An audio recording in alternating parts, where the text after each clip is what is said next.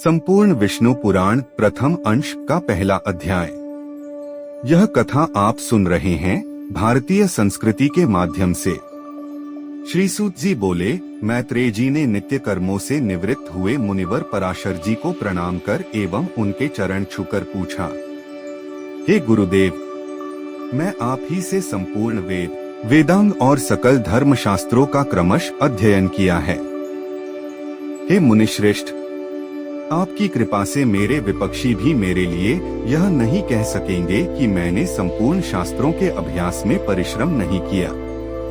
हे धर्मज्ञ, हे महाभाग, अब मैं आपके मुखारविंद से यह सुनना चाहता हूँ कि यह जगत किस प्रकार उत्पन्न हुआ और आगे भी दूसरे कल्प के आरंभ में कैसे होगा, तथा हे ब्राह्मण, इस संसार का उपादान कारण क्या है? यह संपूर्ण चराचर किससे उत्पन्न हुआ है? यह पहले किस में लीन था और आगे किस में लीन हो जाएगा? इसके अतिरिक्त आकाश आदि भूतों का परिमाण, समुद्र, पर्वत तथा देवता आदि की उत्पत्ति, पृथ्वी का अधिष्ठान और सूर्य आदि का परिमय तथा उनका आधार, देवता आदि के वंश, मनु, मनवंतर, बार बार आने वाले चारों युगों में विभक्त कल्प और कल्पों के विभाव, प्रलय का स्वरूप, युगों के पृथक पृथक संपूर्ण धर्म, देवर्षि और राजर्षियों के चरित्र, श्री व्यास जी कृत वैदिक शाखाओं की यथावत रचना तथा ब्राह्मणादि वर्ण और ब्रह्मचर्यादि आश्रमों के धर्म, ये सब हे महामुनि शक्तिनंदन, मैं आपसे सुनना चाहता हूँ। हे ब्राह्मण, आप मेरे प्रति अपना चित्त प्रसादोमुख कीजिए, जिससे हे महामुनि मैं आपकी कृपा से यह सब जान सकूं। श्री पराशर जी बोले, हे धर्मज्ञ मैत्रेय, मेरे पिताजी के पिता श्री वशिष्ठ जी ने जिसका वर्णन किया था, उस पूर्व प्रसंग का तुमने मुझे अच्छा स्मरण कराया, इसके लिए तुम धन्यवाद के पात्र हो। हे मैत्रेय, जब मैंने सुना कि पिताजी को विश्वामित्र की प्रेरणा से राक्षस ने खा लिया है, तो मुझको बड़ा भारी क्रोध हुआ। तब राक्षसों का ध्वंस करने के लिए मैंने यज्ञ करना आरंभ किया। उस यज्ञ में सैकड़ों राक्षस जलकर भस्म हो गए। इस प्रकार उन राक्षसों को सर्वथा नष्ट होते देख मेरे महाभाग पितामह वशिष्ठ जी मुझसे बोले, वे वत्स, अत्यंत क्रोध करना ठीक नहीं, अब इसे शांत करो। राक्षसों का कुछ भी अपराध नहीं है, तुम्हारे पिता के लिए तो ऐसा ही होना था। क्रोध तो मुखों को ही हुआ करता है, विचारवानों को भला कैसे हो सकता है? भैया, भला कौन किसी को मारता है? पुरुष स्वयं ही अपने किए का फल भोगता है। हे प्रियवर, यह क्रोध तो मनुष्य के अत्यंत कष्ट से संचित यश और तप का भी प्रबल नाशक है।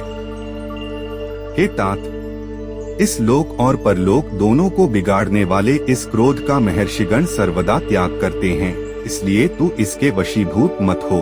अब इन बेचारे निरपराध राक्षसों को दग्ध करने से कोई लाभ नहीं, अपने इस यज्ञ को समाप्त करो, साधुओं का धन तो सदा क्षमा ही है। महात्मा दादाजी के इस प्रकार समझाने पर उनकी बातों के गौरव का विचार करके मैंने वह यज्ञ समाप्त कर दिया।